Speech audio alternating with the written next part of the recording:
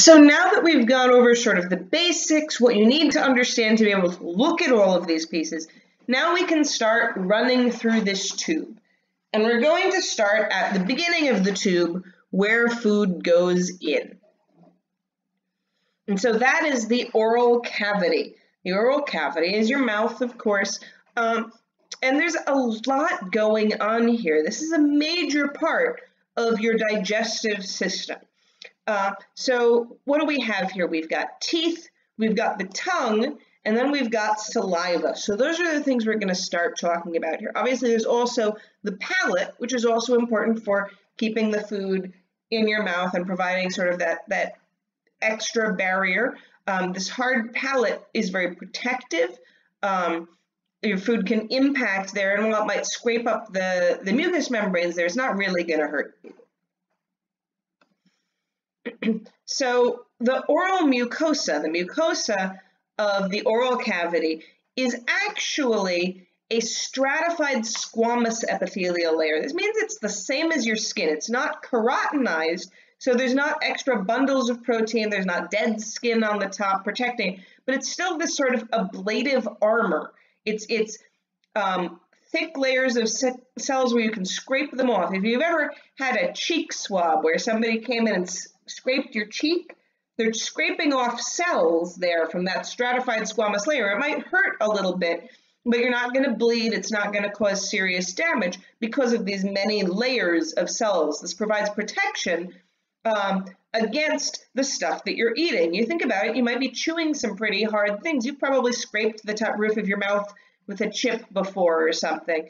And that happens, but it doesn't happen that often. And if you think about how much stuff and how much hard stuff you chew, there's a lot of protection for that to be occurring. So we've got the stratified squamous epithelial layer and then a basement membrane providing the basic structure here. So this actually looks, a lot like your skin in that sort of way.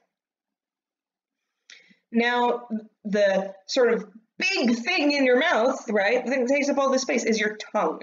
Obviously, I'm using my tongue to talk. We use our tongue for a lot of things, but it's a really important part of the eating process.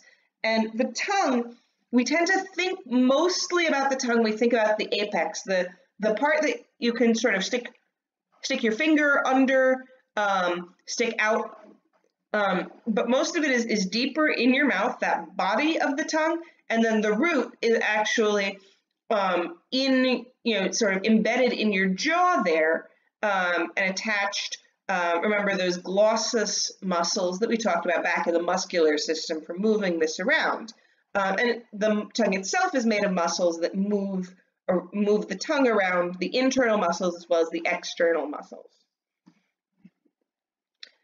So this tongue is important for moving food around in your mouth. And it has these papillae, so your tongue feels rough. If you run your finger over your tongue, you'll feel that sort of roughness of your tongue. And that lets your tongue grab onto food and move it around your mouth. Obviously, you also have taste buds in along the sides of these papillae, and those are important for taste sensation. We talked about that back in the nervous system. I'm not going to spend a lot of time on that, but this whole structure allows you to grip things, to move things around. And what you'll notice is there's especially a lot of larger bumps towards the back of your tongue and on the very sides of the back. And that's going to be important for moving stuff back to swallow and for scraping things out of your molars. And if you think about, when you get something in your molars and you're sort of running your tongue on the edge trying to get it out, that's where these rough bumps, these foliate papillae, come in handy there. So in addition to the tongue, you have these salivary glands. And the salivary glands, we have the submandibular gland, the parotid gland, and the sublingual gland. And each of these produces slightly different saliva. So the parotid gland has a lot of these serous acini. That means it produces a serous or watery saliva. And this is the largest amount of saliva that's produced. You've got a lot of, if you can sort of suck on various parts of your mouth and you'll get some of that saliva produced. You've got the parotid gland there. You've got the sublingual gland, which you'll see under sublingual, under the tongue, and that has mucus acini. It produces a much more mucosal saliva, and that's what provides the sort of lubrication, makes your saliva a little more viscous, so that it's easier to swallow, easier to sort of bind up to things, but also sort of makes it slimy, so it's easy, so it lubricates things really well. And then the submandibular produces a sort of mixed saliva. It has both serous and mucus acini, and produces this mixed saliva that's a little bit in between the other two. So that's the saliva. And that saliva is important for lubrication. It's also important for digestion, which we'll talk about more as we get into like the actual digestion process. So then we get to teeth. Teeth, of course, are starting the physical digestion process. They're breaking your food up into smaller and smaller chunks. And you start by sort of, a lot of food you're going to tear with your incisors and your canines. So you have different teeth. You've got the tearing teeth in the front to bite off pieces of your food. And in particular, your sharp canines to sort of grab things, your incisors to cut it, and then your premolars and molars are going to grind it. Now, in an animal that was strictly carnivorous, they would have a lot more of these sharp teeth for grabbing and tearing and less of the chewing teeth. In an animal that was strictly herbivorous, they'd be more chewing focused, and might have a little bit of cutting at the front, but then everything else would be those grinding, chewing teeth.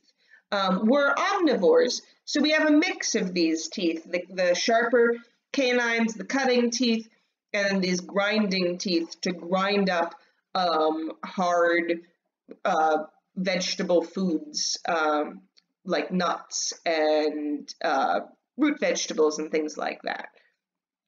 Now, we have smaller teeth and smaller jaws and smaller jaw muscles than our ancestors because we eat most of our food cooked.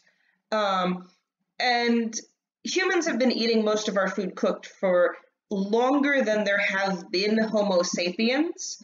So we have very much adapted to this and have these smaller teeth and jaws because of it. We still have really good grinding teeth and really strong bite force, allowing us to deal with these foods.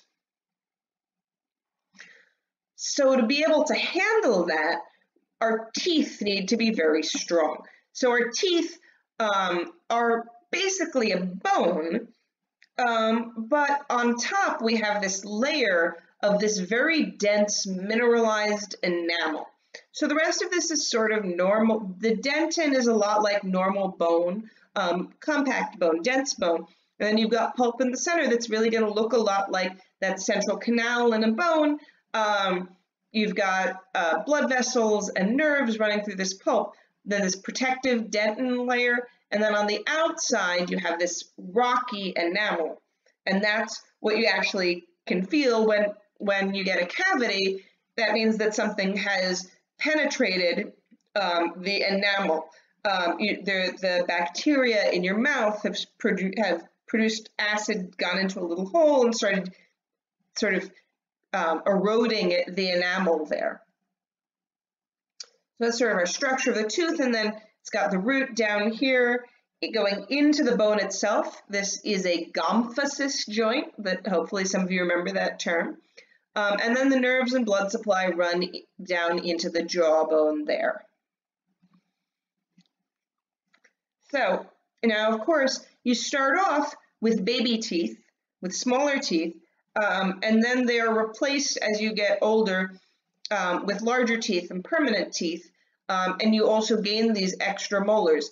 Now, the reason that most people have problems with their wisdom teeth is that our jaws are actually not only smaller than our other hominid ancestors, they're actually smaller than Homo sapiens who live in an environment with less processed foods and less tools. If you chew a lot of hard foods and do work with your teeth, when you're a child, your jaw will actually grow larger. So if you eat a lot of soft foods when you're a child, your jaw doesn't grow as much, and that means that there's less space in your jaw, so we don't have room for these extra wisdom teeth. And because there isn't space, they cause a lot of people problems when they're trying to come in and there just isn't room for them. In the United States, most people have to have them removed because there just isn't space in the jaw. So that finishes up the mouth, and then we come back to behind the mouth, we reach the pharynx. This should sound familiar from our, this should sound familiar from our respiratory unit, where we were,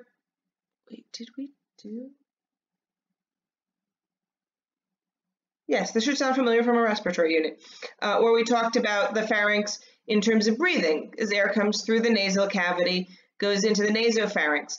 But here, when you're swallowing, food goes into the oropharynx, and it's going to come directly back there. Now, the oropharynx, like the oral cavity, is going to have that very protective membrane, but then you're going to swallow it and it's going to go down into the hypopharynx, the bottom pharynx, the underpharynx, and then into the esophagus.